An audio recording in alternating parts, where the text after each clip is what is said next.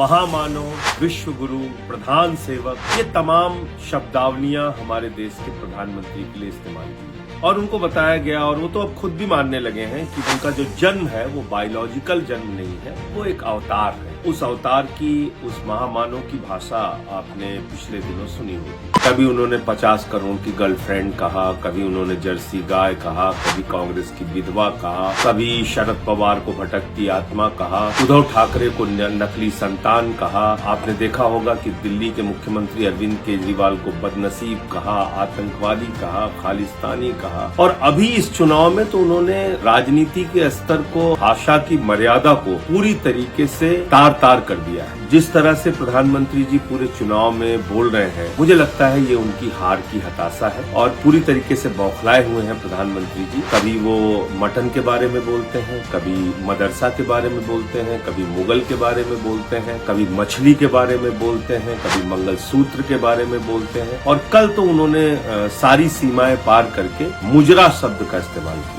India alliance को अपने vote bank की गुलामी करनी है तो करें, उनको वहां जाके मुजरा करना है तो भी करें। अब हम सब लोग जानते हैं कि पूंजीपतियों के इशारे पर नाचने वाली सरकार कौन सी है। मैं प्रधानमंत्री जी से कहना चाहता हूँ, प्रधानमंत्री जी आप चुनाव हार रहे हैं, पूरी तरीके से आप चुनाव हार रहे हैं और जितना समय बीतता जा रहा है उतना आप अपने आप को एक्सपोज कर रहे हैं। पूरे देश के सामने अपनी असलियत आप खोल कर रख दे रहे हैं। आपके लिए चौथी पास राजा का शब्द इस्तेमाल किया गया था, वो बिल्कुल सटीक बैठ रहा है। दुनिया के सबसे बड़े लोकतंत्र के प्रधानमंत्री अगर इस प्रकार की भाषा का इस्तेमाल करते हैं तो ये निश्चित रूप से साबित करता है कि आप प्रधानमंत्री बनने योग्य नहीं है। 10 साल में आपके पास कुछ भी बताने के लिए नहीं है कि रोजगार पे आपने क्या किया, काला धन लाने पे आपने क्या किया, पक्का मकान बनाने पे आपने क्या किया, किसानों को 2 गुना आमदनी करने पर आपने क्या किया, MSP देने पे आपने क्या किया। आपके पास कुछ भी बताने के लिए नहीं है कि महंगाई कम करने के लिए आपने क्या किया। आपने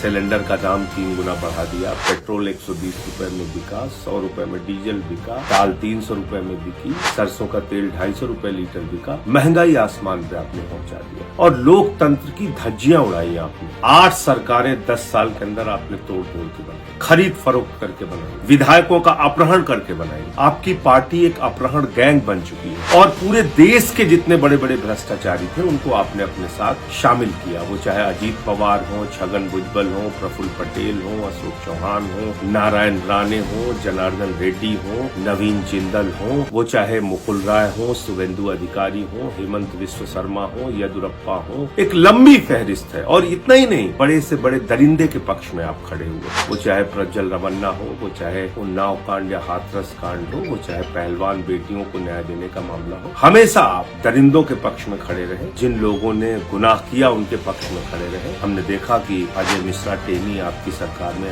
आज भी मंत्री है, जिसके बेटे ने 4 किसानों को कुचल के मार दिया। आप किसी विषय पर नहीं बोलते प्रधानमंत्री, आप सिर्फ और सिर्फ विपक्ष को गालियां देने में यकीन रखते हैं। तो मैं तो अब बीजेपी के समर्थकों को, भक्तों को कहना चाहूंगा, कान में रुई लगा के जाना सभा में। अब सिर्फ माँ बहन की गाली बाकी रह गई है। माँ से मटन हो गया, माँ से मछली हो गया, माँ से मंगलसूत्र हो गया, माँ से मदरसा हो गया, माँ से मुगल हो गया, माँ से मुजरा हो गया। अब माँ से माँ बहन की गालियां बाकी रह गई हैं। तो मैं भक्तों से, जो मोदी जी के समर्थक हैं, उनसे मैं ये कहना चाहता हूँ कि माँ से मोदी मोदी मोदी मोदी करते रहते हो, कहीं माँ से माँ की गाली ना आपको दे दे मोदी जी। इसलिए सभाओं में थोड़ा संभल के और बच के जाइए।